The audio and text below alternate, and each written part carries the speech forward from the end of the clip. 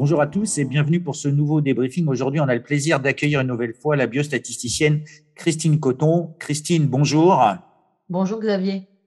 Et merci beaucoup de nous donner un peu de votre temps aujourd'hui pour on va dire un débriefing bien particulier parce que je crois que vous avez travaillé à une expertise judiciaire sur les documents qui ont servi à l'autorisation de mise sur le marché des vaccins, notamment du vaccin Pfizer, et vous venez nous présenter ces résultats qui sont, de ce que j'ai pu comprendre, très déconcertants.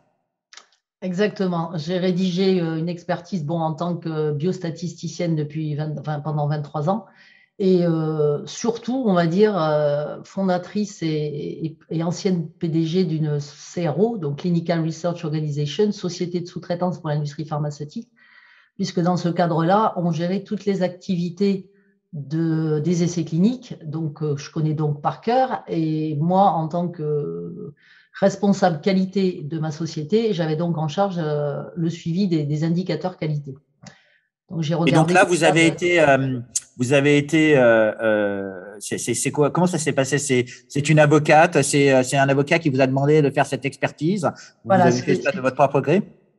non, pas de mon propre gré, c'est à la demande d'une avocate qui plaide à la cour d'appel, qui a plaidé à la cour d'appel du Québec. Et j'ai rédigé ça dans le cadre de sa demande. Donc c'est un rapport d'expert, on va dire. Exactement, Et vous allez purement nous le présenter. méthodologique. Écoutez, la parole est à vous. Alors, je vais vous partager mon écran. Voilà.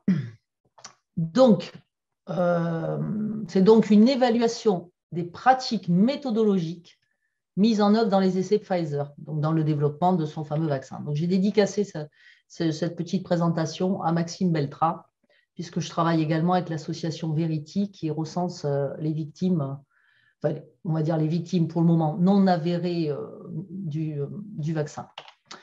Donc, qui je suis, voilà, on l'a dit. Alors, j'ai examiné uniquement les documents, les documents du laboratoire, c'est-à-dire les protos, les rapports, le plan de gestion des risques, etc. Donc ça, c'est tous Donc, les documents qui ont été enregistrés par le laboratoire Pfizer auprès des autorités américaines et européennes. exactement. Donc, quand il y a eu un juge aux États-Unis qui a demandé de relâcher tous les documents, il y avait, je crois, 450 000 pages. Donc là, vous avez regardé que ce qui était disponible aujourd'hui. Alors, je n'ai pas tout regardé. En fait, tout est dans le protocole d'essais cliniques depuis le départ. La seule chose finalement qui est mise à jour régulièrement, c'est le plan de gestion des risques qui change régulièrement. Et ce qui a été relâché il y a peu de temps, c'est l'analyse cumulative des rapports d'événements indésirables, qui est donc une analyse faite par le laboratoire lui-même. D'accord. Alors, donc ce qu'il faut bien comprendre, donc, c'est que dans le cadre de tout nouveau médicament, tout vaccin, on fait donc ces fameux essais cliniques. On a donc des choix méthodologiques à faire dans le choix de nos critères d'efficacité. La tolérance, c'est essentiellement les effets indésirables. Dans le cadre des vaccins, on a également l'immunogénicité, c'est-à-dire la durée de la protection, le dosage des anticorps. Et tout le travail méthodologique d'un statisticien quand il participe à l'écriture du protocole, c'est de déterminer ce qu'on appelle des biais. C'est-à-dire ce sont des éléments qui sont susceptibles de faire dévier les résultats de leur vraie valeur. Donc, c'est-à-dire quels sont les éléments qui peuvent éventuellement fausser mon résultat. De les anticiper dans le protocole et d'adapter les analyses en conséquence. Ça, c'est le travail quand on participe à la rédaction d'un protocole d'essai clinique. Donc là, ce que j'ai examiné, on ne va pas rappeler la phase 1, la phase 2, phase 3, donc c'est essentiellement les données de la phase 3 de l'essai clinique. Donc, cet essai clinique, il est randomisé, c'est-à-dire qu'on va prendre le candidat vaccin qui a été choisi à l'issue de la phase 2, donc 2 injections de 30 microgrammes injectées à 21 jours d'intervalle. Et on va randomiser, c'est-à-dire qu'on va attribuer au hasard aux patients, aux participants, soit le placebo, qui est une solution saline à 0,9%, donc on lui injecte ça, ou le fameux candidat vaccin. Donc, c'est en aveugle, c'est-à-dire que le participant ne sait pas ce qu'il reçoit. Dans le site investigateur, donc qui est la structure qui recrute le patient, le personnel ne sait pas ce que le patient a reçu, excepté ceux qui sont en charge du stockage du produit, de la préparation et de l'injection. Donc, c'est multicentrique dans le sens où on a recruté plusieurs sites de recrutement de patients, donc centre qu'on appelle site clinique, centre investigateur. Et l'objectif de cette phase de 3, alors ça c'est très très très important, c'est évaluer l'efficacité donc du fameux candidat qui s'appelle le BNT 162B2 dans la prévention du développement Covid-19 symptomatique à partir de 7 jours après la deuxième dose. Et plus précisément chez les patients qui n'avaient pas d'infection Covid à l'entrée dans l'étude. Il y en a quelques-uns qui ont. Ça, c'est ce que vous dites qui est hyper important. C'est donc une phrase qui est assez complexe, puisqu'on dit la prévention du développement du Covid symptomatique à partir de 7 jours, alors qu'on a souvent entendu sur les plateaux télé que ça empêchait la contamination, la transmission ou les formes graves. Comment peut-on relier les deux? Alors, c'est ce qu'on va voir par la suite. C'est ce qu'on va voir. Merci. Donc, en gros, j'ai 8 visites.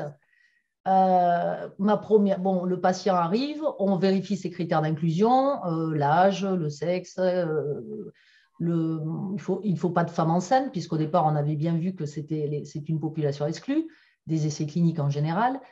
Il est inclus, on lui fait sa dose 1, il rentre chez lui. Il revient à peu près 23 semaines après pour recevoir sa dose 2. Dans les essais de phase 1-2, on avait en plus des visites à 1 semaine après la dose 2 et après 2 semaines après la dose 2, qu'on n'a plus dans la phase 3.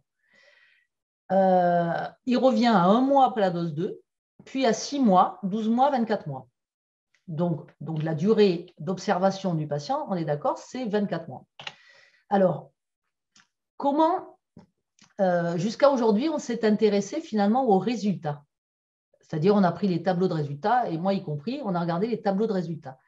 En fait, là, la question que je me suis posée, c'est comment est recueilli ce fameux Covid-19 symptomatique. Alors là, quand on lit attentivement le protocole, on s'aperçoit qu'il n'y a pas de test PCR systématique pour tous les patients. On l'a uniquement à la visite. Ici, là, je ne l'ai pas, mais à la visite, donc à l'entrée, et uniquement lors de l'injection de la dose 2. Or, mon critère, je compte les Covid symptomatiques à partir de la dose 2. Donc, ce n'est pas mon test PCR qui est fait le jour de la deuxième injection qui va pouvoir me déterminer qui va pouvoir entrer dans le comptage de mon critère principal. Donc, en gros, comment je vais compter? Je vais donc compter les symptômes. Que sont les symptômes? Donc, il faut que mon participant il ait un symptôme parmi les suivants. Donc, la fièvre, la toux, l'essoufflement, les frissons, les douleurs musculaires, la perte de goût et d'odorat, les maux de gorge, la diarrhée et le vomissement. Mais il faut que ces symptômes soient confirmés, pour être sûr que c'est bien un Covid, par un test PCR positif. Donc, on avait vu précédemment qu'on en avait donc dénombré 8 participants qui avaient cette définition de critères principal pour le candidat vaccin et 162 sur le placebo. C'était donc ça qui nous donnait une efficacité à 95%. Et on avait donc vu également, je vous l'ai remis un petit peu en bas, qu'il n'y avait aucune efficacité sur les cas sévères lors du rapport du 10 décembre 2000. Parce que l'intervalle de confiance était négatif. Donc voilà. Exactement. Donc, comment sont recueillis ces symptômes? Donc, le patient rentre chez lui. Il a un journal électronique. Donc là, j'ai fait un petit graphique, un petit flowchart pour essayer de comprendre comment ça se passait en vie réelle, dans l'essai. Il doit donc noter les symptômes sur une application électronique. Donc là, déjà, on voit que pour les personnes âgées, aller noter ces symptômes sur une application électronique, c'est un peu compliqué. On a aussi certains groupes de patients qui, dans le protocole, est défini comme étant la population de réactogénicité, donc qui sont les réactions possibles au vaccin. Et là, on s'aperçoit que vomissements, diarrhée, frissons, douleurs musculaires, ce sont à la fois des symptômes du Covid et à la fois des réactions possibles au vaccin. Donc, le participant, il est chez lui, il commence à avoir certains symptômes, il appelle le site investigateur. Donc là, on a déjà plusieurs cas de figure et on verra que c'est important puisqu'on peut avoir des possibilités où le site ne répond pas, d'autant plus dans cette période pandémique et où il a recruté, on va le voir, en moyenne un nombre de patients qui est phénoménal en très peu de temps. Donc, il n'est pas du tout évident que le participant ait une réponse tout de suite. Donc, s'il est vraiment malade… C'est un problème de dimensionnement du centre d'appel. Exactement. Donc, il appelle son site à lui, c'est-à-dire une clinique, l'endroit qu'il a recruté. Alors, et ça, on verra avec l'affaire Ventavia, justement, que ça nous dit bien qu'il y a des tas de patients qui ont appelé qui avaient des symptômes qui n'ont jamais eu de test PCR.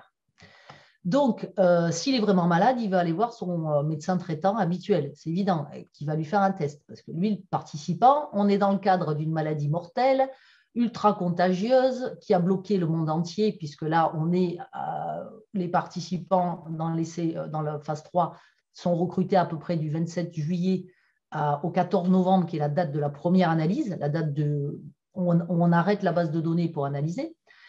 Donc, il va bien falloir quand même qu'il signale aussi son résultat au site. Donc là, il doit de toute façon rappeler le site. Donc là, on voit à chaque fois que j'ai mis un petit warning orange, là, qu'il y a un biais potentiel. Donc, d'autant plus que ces participants sont autorisés à prendre des traitements antipyrétiques. Donc, pour la fièvre en général. Donc, le traitement antipyrétique, ça va nous supprimer la fièvre et éventuellement les douleurs. Donc, clairement, si je supprime mes symptômes, je n'appelle pas mon site investigateur. Donc, je ne peux pas avoir de test PCR puisque c'est le site qui doit déterminer si je fais un test PCR ou pas. Et il doit d'autant plus le déterminer quand j'ai des symptômes qui sont à la fois des réactions possibles au vaccin ou des symptômes Covid.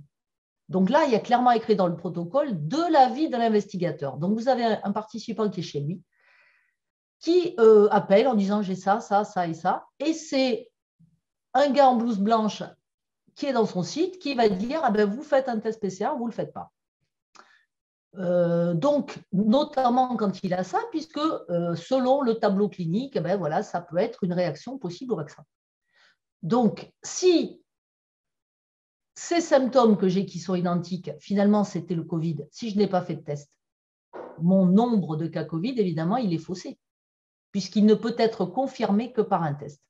Donc, en gros, toutes les situations où je n'ai pas de test, je n'ai pas de Covid. Donc, pas de Covid, pas de Covid. C'est-à-dire que ici, dans mon critère, ici, forcément, j'ai donc un biais, puisqu'il m'en manque. Et on sait qu'il nous en manque, d'autant plus que dans le rapport clinique l'un des deux rapports cliniques, parce qu'il y en a deux, d'ailleurs, il faudrait savoir pourquoi, déposé le 10 décembre à la FDA par le laboratoire, il y en a un qui a 92 pages et un de 53. Dans celui de 53, il est clairement spécifié qu'on a des cas Covid suspectés mais non confirmés par test PCR. Donc, qu'est-ce que ça veut dire non confirmé? Ça veut dire le patient a téléphoné, il n'a jamais fait le test. Le test était négatif. Qu'est-ce que ça veut dire non confirmé? Sachant que ces gens-là, donc, ce sont ceux qui sont malades, puisque c'est ceux qui ont des symptômes. Donc, a priori, c'est une population d'intérêt, puisque c'est justement ceux qui sont malades. Et là, on apprend dans ce document-là qu'on avait donc 417 pour le vaccin et juste 287 pour le placebo. Donc, si je recalcule mon efficacité sur les symptomatiques, donc les malades, j'ai 0,065% d'efficacité. J'ai plus du tout 95. Et là, ça, c'est l'efficacité relative. On est bien dans l'efficacité relative. Oui. Calculé selon la formule agréée, consensuelle du calcul d'une efficacité pour un vaccin. D'accord. Et à 0,065, si jamais… à 0,065, on n'approuve pas un médicament. que jamais on met le vaccin, on autorise l'autorisation d'urgence, puisque pour l'autoriser, on sait dans les documents officiels qu'il faut au moins 50% d'efficacité. En dessous de 50%, le vaccin, sur la base de son résultat d'efficacité, n'est pas autorisé, n'a pas l'autorisation d'urgence. Et on rappelle que dans les présentations précédentes, vous nous aviez expliqué que pour certains sous-groupes, comme les personnes âgées, on n'arrivait pas à ces 50% parce que c'était non concluant, et ainsi que pour d'autres sous-ensembles. Donc là, le recalcul, s'il est correct, veut dire qu'on a fait une erreur qui est monumentale. Alors là, on ne peut pas parler d'erreur. Là, on va dire, j'ai fait une analyse de sensibilité, c'est-à-dire j'ai analysé l'efficacité sur les cas symptomatiques. Alors maintenant, si je regarde ce fameux document d'analyse des effets indésirables, donc post-autorisation, analysé par Pfizer lui-même, des événements survenus pendant les premières vaccinations, enfin, on va dire jusqu'au 28 février. Ils ont donc un tableau où là, on voit qu'il y a 4,6% de participants Covid-19. Alors, tous ne sont pas médicalement confirmés, puisque là c'est le tableau récapitulatif, mais si on lit le texte en détail, tous ne sont pas médicalement confirmés, mais dans tous les cas, on n'arrive pas du tout aux 0,044%, c'est-à-dire les fameux ici 8 divisé par 18 198, on est là à 4,6%, 100 fois égal au taux de l'essai clinique. Donc, ça confirme également que ce critère de l'essai clinique, il est mal recueilli, puisque dès les premières vaccinations, j'ai un taux de Covid-19 qui est largement supérieur à l'essai. Donc, si je résume dans mon calcul de mon nombre de cas Covid-19 symptomatiques, j'ai les biais suivants. Je peux avoir un biais de report incomplet du participant lui-même, un biais qui n'a pas bien rempli son autojournal, un biais qui n'est pas apte à téléphoner au site, les antipyrétiques qui suppriment les symptômes, du coup, pas de symptômes, pas de test, pas de Covid. Et j'ai donc mes fameux cas suspectés qui, du coup, ne sont pas confirmés. Donc, à partir de là, j'en conclus que mon résultat d'efficacité de 95% a tellement de biais que je ne peux pas, en toute fiabilité, en toute qualité, en toute intégrité du point de vue des bonnes pratiques cliniques, faire confiance à ce résultat. Donc, pour faire face à ces multiples biais, qu'est-ce qu'on aurait pu faire? Bon, déjà, on sait que les traitements antipyrétiques, on le sait sur le groupe de réactogénicité notamment, sous cette sous-population de 6 000 participants environ, on a eu beaucoup plus d'utilisation d'antipyrétiques chez le groupe vaccin. Donc, on aurait pu en tenir compte dans l'analyse statistique en réajustant, on va dire, le résultat par rapport à si le patient avait pris le traitement, enfin, un antipyrétique, oui ou non. C'était possible dans les calculs à rajouter. Et alors, la grande question, c'est pourquoi le laboratoire n'a pas fait des tests PCR réguliers à l'ensemble de ses participants. Alors, donc, ces tests PCR qui auraient pu permettre de qualifier de manière, on va dire, factuelle ou scientifique, avec ce test PCR, les potentiels 409 cas que vous avez inclus dans la diapo précédente. Alors, pas que. C'est-à-dire que tous mes patients symptomatiques, on a bien vu que depuis des mois, en vie réelle, il y a des millions de gens totalement asymptomatiques qui vont faire des tests pour savoir s'ils sont Covid+. Et là, on est en 2020, entre juillet et décembre, donc en pleine pandémie mortelle. Et on a le laboratoire qui laisse ses participants rentrer tranquillement chez eux, éventuellement aller contaminer leurs gosses, leurs parents, à tel point qu'on est obligé de ne plus aller voir papy et mamie. Qu'à Noël, papy et mamie mangent dans la cuisine pour surtout ne pas attraper le Covid-19. Et on a 40 000 patients à tester, on va dire peut-être au moins une fois dans la semaine. Et le laboratoire ne fait pas les tests de ces 40 000 patients. Alors, du coup, comme je vous l'ai dit au début, les conclusions qu'on peut tirer sur un critère, sur une efficacité, c'est uniquement par rapport aux critères qu'on a choisis. Donc, si je fais une étude sur l'hypertrophie bénigne de la prostate, par exemple, que les plus de 70 ans connaissent bien, les hommes de plus de 70 ans connaissent bien. Donc, j'ai des problèmes urinaires. je vais analyser mes problèmes urinaires à l'inclusion dans mon essai et je vais analyser mes problèmes urinaires au bout de 1 mois, 3 mois, 6 mois pour savoir si le traitement que je donne fait diminuer mes problèmes urinaires. Et quand je vais conclure à l'efficacité de mon produit, je vais dire il y a une action sur les symptômes urinaires. Donc là, mon critère d'analyse, ce sont les cas Covid symptomatiques. Ce n'est pas l'ensemble des cas Covid. Donc, je ne peux nullement avoir une communication en disant ça freine la transmission, puisque je n'ai pas de données sur les cas asymptomatiques. Est-ce que vous comprenez là toute la nuance? Donc, je ne peux argumenter que sur des résultats scientifiques, donc statistiques, puisqu'encore une fois, c'est le statisticien qui fait les tableaux qui vont être inclus dans l'essai. Donc, toute communication visant à promouvoir la vaccination sur la base d'un argument « ça freine la transmission » n'est donc étayée par aucun résultat dans l'essai clinique. Donc, donc ce n'est pas une communication scientifique. Mais les conséquences de votre analyse sont importantes parce que si jamais je prends un autre exemple comme le Boeing 737 dont on a enlevé la certification puisqu'il y a eu une certification originale et qu'après il y a eu 2 avions qui sont tombés du ciel et qui ont fait un crash et il y a eu une analyse d'un bureau enquête accident qui a regardé et qui a enlevé cette certification. Ce qui veut dire qu'aujourd'hui, s'il n'y a pas de base scientifique, il ne devrait pas dû y avoir de certification de ce médicament ou d'autorisation. Alors, ça, c'est complexe comme question, puisque cette façon de procéder, de laisser le participant lui-même reporter ses symptômes, c'est quelque chose qui est commun dans les essais vaccins. Sauf que là, on est dans un cadre, on a une maladie mortelle qui contamine la terre entière, pour laquelle on fait des confinements, on arrête l'économie pendant des mois, dans le monde entier. Donc, c'est une maladie a priori beaucoup plus grave que le vaccin pour le papillomavirus, que ne serait-ce que la grippe, même si la grippe fait 15 000 jusqu'à 18 000 morts par an.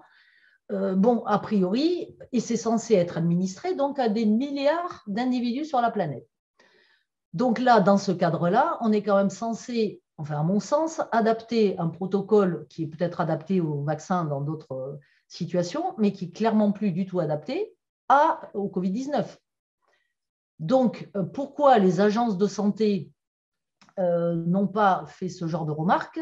Ben, moi, je dirais qu'il faut leur poser la question. Et est-ce qu'on leur a posé la question? Ça, je ne sais pas. Il faut demander au gouvernement si, quand les agences rendent un… Parce qu'on pourrait se dire, ce que vous êtes en train de nous dire, c'est que si jamais ça va être administré à des milliards, on n'est pas à 40 000 tests près, c'est ça? 40 000 tests, c'est quelques… On ne fait pas 40 000 de milliers de dollars. Oui, on ne fait pas 40 000 tests à des participants d'un essai clinique qui ont signé un consentement, qui ont confiance dans le laboratoire qui les inclut dans leur étude. On ne leur fait pas 40 000 tests fois X fois, puisqu'il faut le poursuivre. Et, on ne peut pas leur faire qu'une fois le test, on va leur faire régulièrement. Ou alors on leur donne des autotests, enfin je ne sais pas, mais enfin, impérativement, on teste tout le monde, puisque cette maladie est mortelle au point d'arrêter le monde entier. Et on laisse les gens dans la nature aller contaminer tout le monde. Mais là, il y a quelque chose qui n'est pas du tout cohérent. Et donc, vous venez de nous dire que votre travail a été utilisé dans le cadre d'une plaidoirie de manière à sensibiliser, on va dire, un juge sur l'approche non scientifique de ces autorisations. Et qu'est-ce que vous comptez en tirer, on va dire, de cette procédure juridique? Moi, je ne sais pas. Moi, ce que je sais, c'est qu'il est temps de revenir à des argumentaires qui soient démontrés, qui soient fiables et qu'on arrête de raconter n'importe quoi sur la base d'élucubrations qui ne sont étayées par aucun résultat. Quand on a une communication, c'est derrière, on a des résultats. Ça, c'est la pratique de l'industrie pharmaceutique depuis des dizaines et des dizaines d'années. Dans mon rapport, c'est extrêmement détaillé, ce que je n'ai pas fait là pour résumer, mais on a des recommandations dans tous les sens qui visent justement à homogénéiser les pratiques au niveau monde et à minimiser ces biais. Et là, on a quelque chose qui est clairement biaisé et ça a l'air d'ennuyer personne. Ben, je ne sais pas, mais moi, ça m'ennuie. Parce que vous allez voir que ces biais, on va les retrouver dans la tolérance. D'accord. Et donc, juste pour venir en tant que contrôleuse de qualité, si jamais vous aviez quelqu'un qui venait vous voir avec des résultats comme ça, qu'est-ce que vous diriez? Vous diriez, vous devez continuer l'essai, vous devez modifier, vous devez continuer les mesures. Donc, vous ne remettez peut-être pas en cause la performance des produits, mais en tout cas, aujourd'hui, vous n'êtes pas capable de conclure de manière affirmative ou aussi affirmative que ça a été fait? C'est exactement ça. C'est-à-dire que là, il faut poser. Moi, je ne dis pas que ce vaccin ne fonctionne pas. Je dis qu'on ne peut pas en être sûr sur la base des éléments qui ont été fournis. Donc, et comme on sait qu'on a un certain nombre de risques manquants. Les personnes qui ont pris une décision ont potentiellement pris une décision erronée ou incomplète, en tout cas. Ils ont pris une décision, peut-être sans voir les biais, je ne sais pas, il faudrait leur demander, ou en estimant que le risque qui était pris par rapport aux effets indésirables par la suite allait peut-être être tout à fait anodin. Et on voit en vie réelle que ce n'est pas le cas. Christine, dans votre expérience de chercheuse et d'études cliniques, de responsable d'études cliniques, vous avez déjà vu ce genre de situation? Ah non, mais jamais. Moi, j'ai participé à des dépôts de dossiers justement pour la FDA sur des très gros projets, des très grosses études qui duraient plusieurs années. La dernière étude que j'ai gérée, c'était le promoteur, c'était le ministère des Armées. J'ai travaillé avec des gens ultra compétents, mais jamais on ne laisse passer ce genre de choses. Jamais, ça n'existe pas. Ça n'existe pas.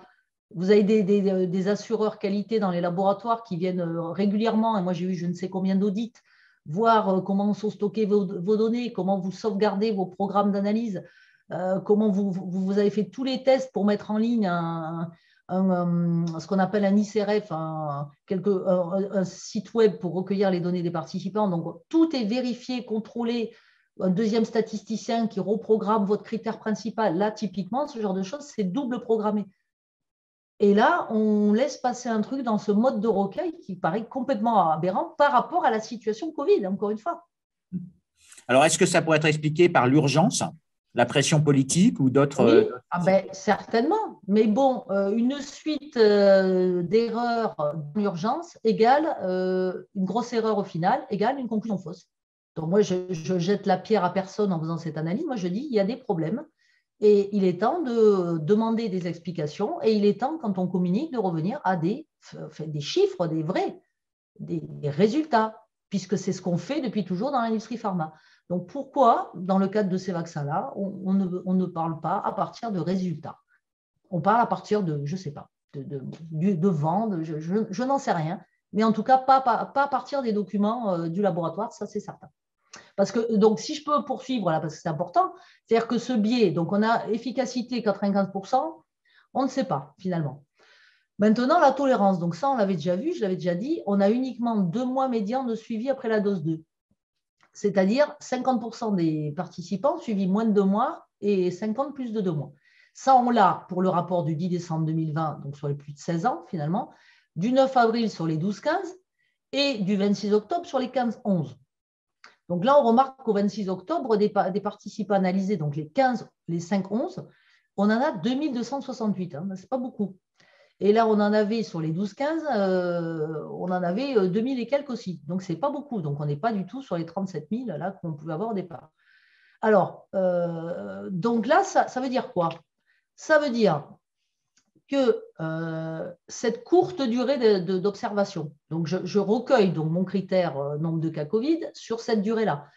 Et je recueille aussi mes effets indésirables sur cette durée-là. Donc, qui est censé établir donc, la tolérance, c'est mon risque.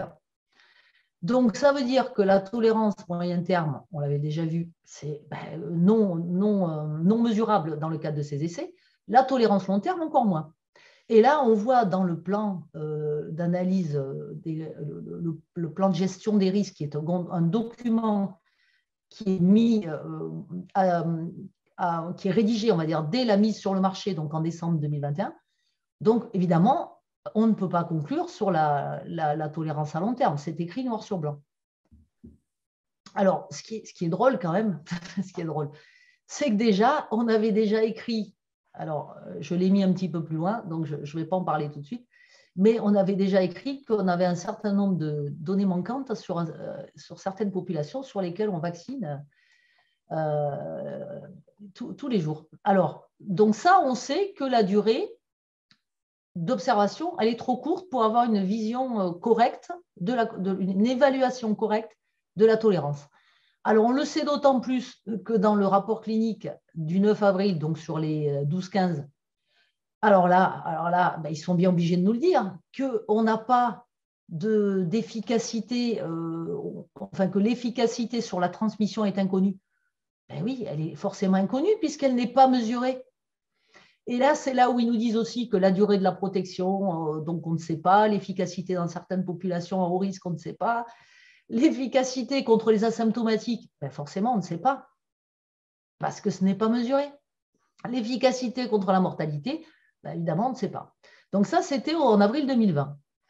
Alors, dans le rapport clinique des 5-11, comme on n'a pas beaucoup de participants analysés, ils nous disent clairement dans leur section conclusion risque global, risque bénéfice-risque, que le nombre de participants au programme de développement clinique est trop faible pour détecter les risques de myocardite.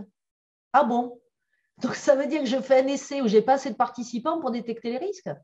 Mais donc mes conclusions de tolérance, elles valent quoi? Puisque je n'ai pas assez de personnes pour détecter les risques.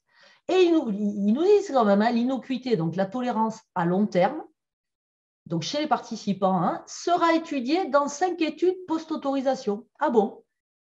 Donc, on prend un risque, on vaccine des 5-11 ans. On sait très bien que la tolérance évaluée dans le cadre de ces résultats, elle est incomplète. Mais bon, ce n'est pas grave, on évaluera plus tard, quoi. En gros, c'est ce qu'on est en train de nous dire. Donc, au vu de ça, l'évaluation de la tolérance, ben, c'est incomplet.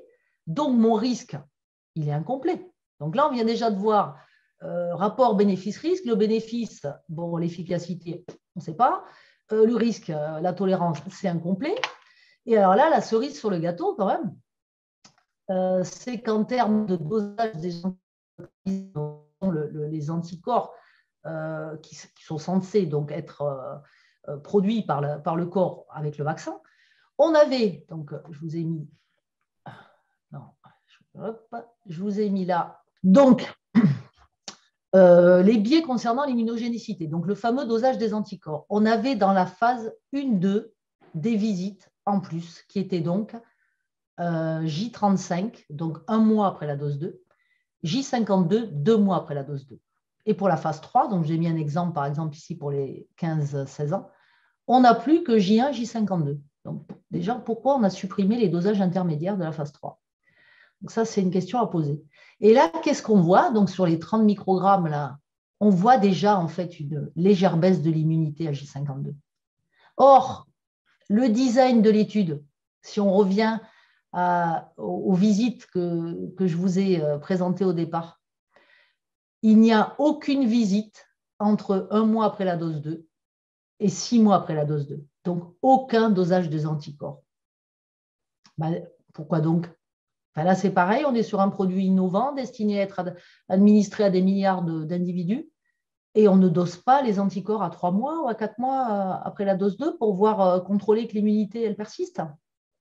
Donc, le fait qu'il n'y ait pas cette visite, ça masque cette chute des anticorps. Parce que moi, je mets mes 2 mains à couper qu'à 3 mois après la dose 2, on avait déjà une chute des anticorps qui était observable. Et donc, c'est Pfizer qui le reconnaît le 22 décembre. Là, j'ai mis tous les liens et j'invite tout le monde à aller les télécharger, les lire. Ils reconnaissent donc aussi auprès du CDC, là, en fait, la chute des... Voilà, c'est ici, en fait. Avant la dose 3, donc c'est dans leur cadre de leur fameux booster, voilà où en sont les anticorps à 6 mois. 7 jours après la dose 2, voilà. Mais ça, c'était prévisible depuis le début, sauf qu'il aurait peut-être fallu le doser. Donc cette diminution des anticorps, qui est très rapide dans le cadre de ce vaccin, elle était évidente depuis le début, mais on ne l'a pas dosée. Donc, non seulement on ne l'a pas dosé, mais en plus, au moment où on analyse sur 2 mois de suivi médian, même si on avait dosé à 3 mois, c'est trop court pour le présenter. Ah Mais oui, pourquoi? il y a le professeur Delfrécy qui a appelé ces traitements des vaccins médicaments. Donc, en l'occurrence, vous avez déjà vu des baisses d'anticorps aussi rapides pour des vaccins? Moi, je ne suis pas spécialiste du vaccin, donc, mais bon, un vaccin pour lequel les anticorps durent 4 mois, moi, je conclus que c'est un vaccin qui ne marche pas, en toute logique. Si je n'ai pas une durée de protection, et donc c'est pour ça que de toute façon, on nous dit que la durée de la protection est inconnue dans le plan de gestion des risques et partout, puisque de toute façon, si on ne met pas les boosters derrière, la protection, elle tombe. Donc, par contre, si on avait eu cette chute de la protection observable, mais là encore, dans mon terme de bénéfice, la protection ne tient pas, donc je ne peux pas dire que mon vaccin est efficace. Encore une fois, c'est un biais, le fait de n'avoir pas dosé régulièrement ce taux d'anticorps, c'est un biais qui peut masquer la chute des anticorps et donc qui biaise clairement l'efficacité, enfin ce qu'on appelle l'immunogénicité, et ça fait partie du bénéfice. Alors maintenant, si on regarde tout ce qui est risque et information manquante, donc là, on avait dès le premier plan de gestion des risques, donc qui a été rédigé dès la mise, l'autorisation d'urgence en décembre 2020, on a exactement les mêmes en novembre 2021. Donc, qu'est-ce qu'on ne sait pas? Missing information, là, vous voyez, missing information. Donc là, je ne peux pas vous montrer le détail des deux. Donc, mais c'est tout à fait observable dans les documents. Donc, qu'est-ce qu'on ne sait pas? Qu'est-ce qu'on ne savait pas en décembre 2020? Qu'est-ce qu'on ne sait pas en novembre 2021? Utilisation pendant la grossesse et l'allaitement, sans blague. Utilisation chez les patients immunodéprimés. Utilisation chez les patients fragiles. Ah bon?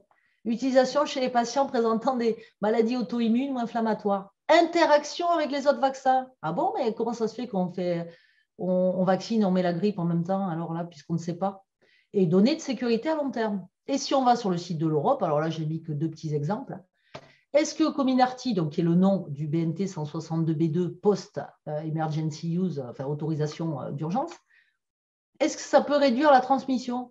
Ah ben non, ce n'est pas encore connu, mais ça ne sera jamais connu dans le cadre de l'essai clinique. Ça ne sera jamais connu puisque ce n'est pas mesuré. Alors ensuite, on a les risques, donc sont présents depuis le début, l'anaphylaxie et la maladie aggravée, donc ce qu'on appelle la VAED. Et enfin, ils ont rajouté, je crois, je ne sais plus si c'est dans celui de novembre ou celui de... Je crois que c'est dans celui de novembre. Ils ont rajouté enfin la myocardite. Et c'est une présentation donc, de ce fameux Tom Shimabukuro, qui est donc responsable safety, donc tolérance au CDC, qui enfin, voilà, en octobre 2021, au bout de X analyses du VAERS, où on a plus ou moins minimisé les signaux, alors là, ils nous disent, voilà, les vaccins Pfizer, BioNTech et Moderna augmentent le risque de myocardite, péricardite chez les 12-39 ans. Ah ben, il était temps de s'en rendre compte, hein, les gars. Dire tout le monde le savait, sauf eux, quoi. Visiblement, je ne sais pas, il y a quand même des choses qui sont curieuses. Hein. Donc là encore, pourquoi ils ne l'ont pas su avant? Parce que dans leur façon d'analyser leurs signaux, ils ne comptent que sur une certaine période. Mais là encore, on est dans le cadre d'un vaccin innovant, destiné à des milliards de gens. Mais il faut peut-être changer les habitudes dans ce cadre-là et arrêter d'appliquer bêtement des conventions qui, là, n'ont pas lieu d'être et qui donc faussent l'estimation des risques en vie réelle. En attendant, il y a quand même des gens, a priori, qui sont morts de myocardite et de péricardite. Mais bon, visiblement, là aussi, il a fallu 1 an pour enfin reconnaître le problème par rapport à ça. Alors, dans le non-respect, on va dire, des bonnes pratiques cliniques, c'est-à-dire dans chacun des intervenants d'un essai clinique, il a des bonnes pratiques à respecter dans son domaine. Bon, en statistique, on a des bonnes pratiques statistiques, on va dire, avec telles analyses dans tel type d'essai. Voilà, c'est extrêmement réglementé. Dans le data management, on a la même chose, la pharmacovigilance a la même chose, etc. Là, on a cette affaire d'Antavia, donc qu'est-ce que ça nous dit? Donc, on a cette personne qui a 20 ans d'expérience qui, dans 3 centres, signale des graves manquements aux bonnes pratiques cliniques. Et ce qui nous intéresse le plus, donc alors le stockage des produits qui n'est pas comme il faut, etc., etc. Mais ce qui nous intéresse le plus, c'est ça, ne pas avoir effectué de test PCR pour tous les participants. Donc, ça veut dire que mes 3 centres-là, ils ont inclus 1000 patients. Bon, c'est pas, ça ne va peut-être pas faire basculer mes conclusions, mais déjà, quand on sait ça, forcément, on réanalyse sans ces centres-là, puisque je sais que là, mes résultats sont probablement faux. Et qu'est-ce que la prudence, qu'est-ce que la gestion des risques?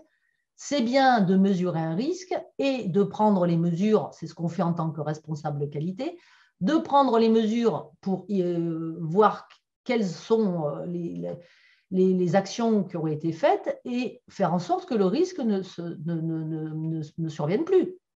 Ah ben non, non, non, pas du tout, non, non. Alors non seulement on vire cette brave dame qui signale les problèmes, mais en plus, la FDA va auditer 9 centres.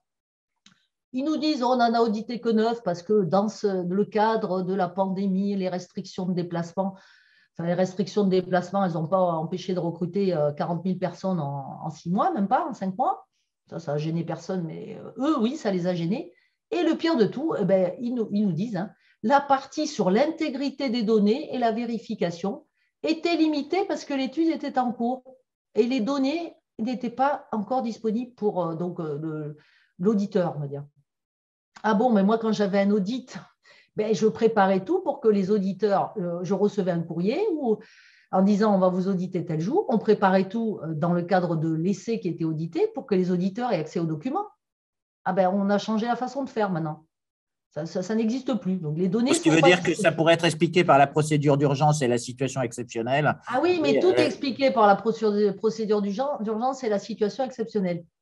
Voilà. Mais bon, dans ce cadre-là, les conclusions, ben oui, alors c'est procédure d'urgence, situation exceptionnelle, et conclusions, ben, il va falloir se poser des questions dessus. Parce que, donc, donc, on est en si on train reprend. de respecter le vieux dicton, il ne faut pas confondre vitesse et précipitation, puisque ici, peut-être qu'on peut aller vite, mais si vous avez été capable de faire ce travail toute seule, on peut se poser la question de sociétés pharmaceutiques qui ont d'énormes moyens, qui auraient dû, à minima, se prémunir de ces risques-là.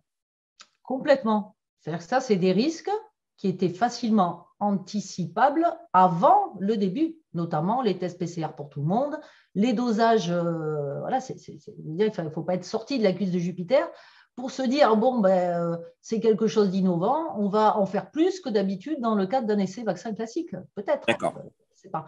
Donc, en gros, on a 44 000 patients environ, participants recrutés entre le 27 juillet, qui est le début de la phase 3, à peu près, quoi, et le 14 novembre, on a 150 sites. Donc, on a en gros 293 participants par site. Donc, est-ce que 200… Donc, ça, c'est vraiment une moyenne. Hein, c'est-à-dire que je peux avoir des sites où j'en ai beaucoup plus. Et si je regarde, en fait, dans mon rapport vraiment détaillé, j'ai analysé, grâce au communiqué de presse Pfizer, vraiment le rythme de recrutement à chaque fois qu'ils nous redonnaient un chiffre. On a des moments où on recrute quasiment 60 patients par minute. Mais on a le temps de suivre tous ces gens. Bon, par contre, on a sans doute le temps de faire des contrats financiers pour encaisser l'argent que ça nous rapporte. Ça, je pense que là, on a le temps. Mais est-ce qu'on a le temps de rappeler ces gens éventuellement s'ils ont appelé? Donc, tout ça, c'est des questions à poser. Donc, il faut demander à Pfizer tous les trackings, donc les enregistrements, les fichiers où on a les appels des participants. Est-ce que les tests ont été réalisés? Est-ce que le participant a été rappelé? Donc, tout, voilà, moi je vous dis, un audit là-dessus, c'est impératif. C'est absolument impératif puisque ben, on ne sait pas. Alors, du coup, quand on voit tout ça, donc en termes méthodologiques, hein, là on ne parle pas d'élucubration issue d'on ne sait où, on a un certain nombre de biais majeurs donc, qui découlent de la conception de l'essai, donc ce fameux calendrier des visites, le mode de signalement des symptômes par le participant lui-même qui est biaisé, donc tel qu'on l'a vu, cette absence de dosage des anticorps entre 2 et 6 mois, quasiment après la dose 2, qu'on ne comprend pas pourquoi. Les méthodes d'analyse, donc les analyses qui sont faites sur une durée réduite de 2 mois médian, mais pourquoi on n'a pas suivi au moins 6 mois?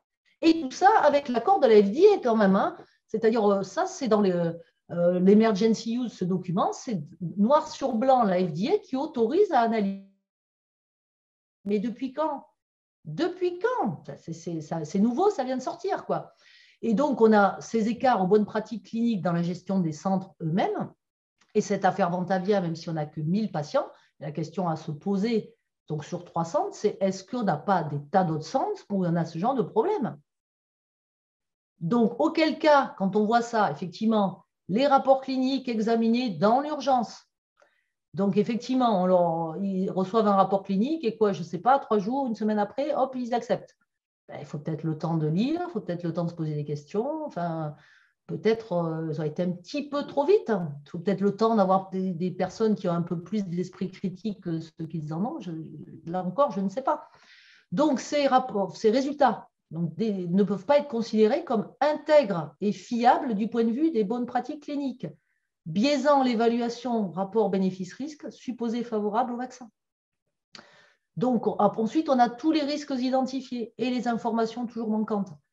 Donc, dans ce cadre-là, étant donné qu'on n'est pas capable de dire aux gens qu'on injecte, on ne sait pas quelle maladie potentielle, auto-immune, Creutzfeldt-Jakob, etc., comme on a vu récemment avec des témoignages de patients atteints de cette maladie-là, ou de proches. Donc, comme on ne sait pas, mais comment on peut accepter de faire courir ce risque aux gens qu'on injecte? Et je vous passe les femmes enceintes, alors qu'on ne sait pas, la co-administration du vaccin grippe, c'est du grand n'importe quoi. Et donc, là, la seule chose à faire, c'est de suspendre urgemment, alors non seulement sur toutes ces populations pour lesquelles le laboratoire nous dit lui-même, on ne sait pas, le laboratoire lui-même.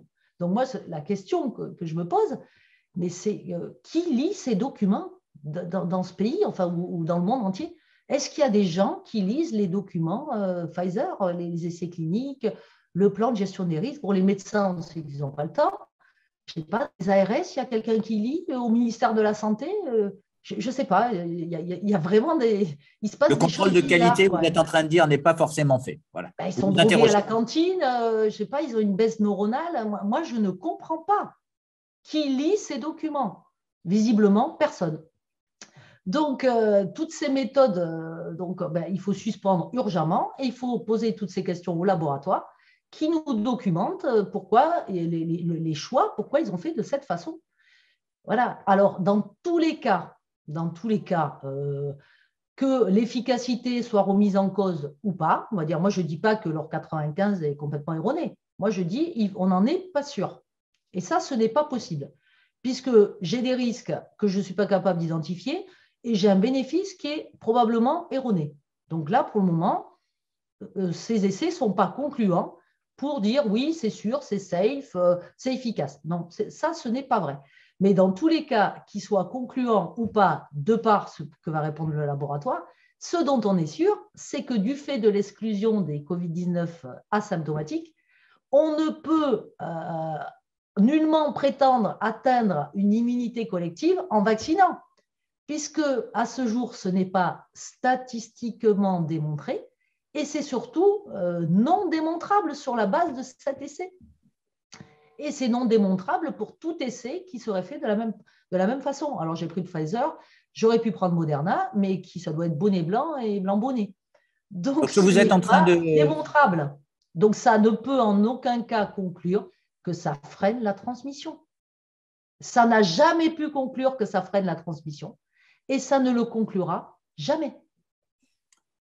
Ce que vous êtes en train de dire, c'est que si jamais on traduit ça avec en langage pour le lecteur, pour le consommateur, quand il y a eu des publicités à la télévision sur l'efficacité des vaccins, que ça va protéger des formes graves, que ça va empêcher la contamination, ça peut s'apparenter à une publicité mensongère? Ah ben complètement. Enfin, c'est où sont les preuves? Où sont les tableaux dans les rapports cliniques qui soutiennent ces affirmations? Et Moi, quand le ministre de la Santé… je voudrais bien que tous ces gens qui se sont succédés sur les plateaux en racontant ces inepties, je voudrais bien qu'ils me montrent dans les rapports cliniques où sont les tableaux qui permettent d'étayer cette communication. Moi, Et quand le ministre de la Santé va au Sénat ou à l'Assemblée nationale pour parler de l'efficacité, du bénéfice-risque, et donc il est en train de tromper la représentation nationale? Écoutez, moi, je vous dis qu'il n'y a pas de preuves dans les rapports. Donc, je ne sais pas, il les a lus. Enfin, il n'était pas au courant que les essais cliniques étaient en cours, il faut dire. Donc, visiblement, au ministère, ils ne sont pas au courant de grand-chose. Alors, il faudrait peut-être les informer, ces braves gens. Je ne sais pas, il faut leur envoyer des documents. Ils n'arrivent pas à cliquer pour télécharger les docs. Enfin, il faut les informer parce qu'ils ne sont pas au courant. Quand il nous disait que les essais cliniques étaient finis depuis des mois, il n'était pas au courant. Maintenant, l'essai clinique est fini en mai 2023. Il est peut-être temps qu'ils s'informent au ministère. Enfin, je ne sais pas. Enfin, moi, je suis excédée. Voilà. Je dis maintenant, ça suffit d'entendre n'importe quoi étayé par aucune preuve statistique, scientifique. Voilà. C'est pour ça qu'il faut absolument que les gens qui nous écoutent comprennent que derrière tout ceci, depuis des dizaines et des dizaines d'années, tout médicament, il y a des preuves démontrées, vérifiées, contrôlées, auditées. Et là, on a rien de rien, du vent et toujours du vent. Et maintenant, moi, je dis, j'en ai ras le bol. Ça fait 2 ans que j'entends tout et n'importe quoi. Et j'invite tous les statisticiens, vraiment, je sais que ce sont des gens très occupés, puisque je le vois, moi, par rapport à mes anciens salariés. Il faut absolument aller lire tout ça, parce que j'invite tous ces gens maintenant à se lever, à faire entendre leur voix, parce que maintenant, ça suffit. Mais écoutez, Christine, et donc, on sait qu'il y a cette audience au tribunal au Québec. J'espère que eh bien, cette présentation sera utile, que vous reviendrez nous en parler éventuellement avec l'avocate. Est-ce Voilà. que vous savez si cette étude, votre expertise, va être utilisée aussi en France dans des procédures? Ben, certainement, pour le moment, rien n'est défini, mais bon, certainement, puisqu'en fait, dès l'instant où on dit ben, il faut arrêter urgemment, suspendre urgemment, si on suspend partout, on ne suspend pas que dans un pays. Ok. Alors, du coup, moi, j'ai quelque chose à rajouter, c'est que le rapport que j'ai tapé, il va être mis à disposition de tout le monde, donc tout le monde va pouvoir lire, tout le monde va pouvoir voir en général comment ça se passe dans des essais cliniques, puisque là, j'ai très documenté cette partie pour que les gens comprennent bien à quel point c'est réglementé et contrôlé.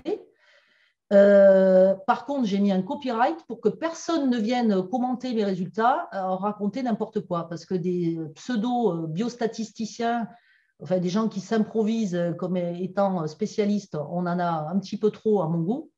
Et moi, je ne vais pas commenter, je ne sais pas, la chirurgie maxillofaciale. Donc, a priori, voilà, j'ai mis un copyright, donc personne n'a le droit de commenter ces résultats sans mon autorisation. Mais il sera disponible en relecture par tout le monde.